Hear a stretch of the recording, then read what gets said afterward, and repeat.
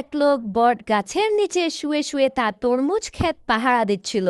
এমন সময় সেই কৃষকটি মনে মনে ভাবতে লাগলো, আল্লাহ তাআলা যে কোরআনে বলেছেন তার সৃষ্টির মধ্যে নাকি কোনো ভুল নেই, কিন্তু আমি তো দেখছি বড় একটা ভুল আছে।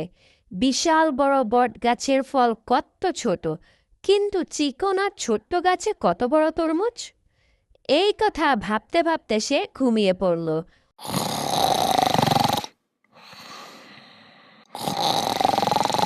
হঠাৎ কি যেন একটা এসে ওই লোকটার নাকে পড়ল।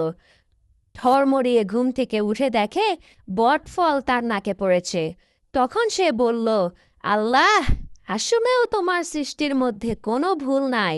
তুমি মহান, তুমি সমস্ত ক্ষমতার মালিক। আজকে যদি এই বটফল তরমুজের সমান হতো আর আমার নাকের উপর পড়তো, তাহলে আর ঘুম থেকে উঠা লাগতো না, চিরদিনের জন্য ঘুমিয়ে পড়তাম।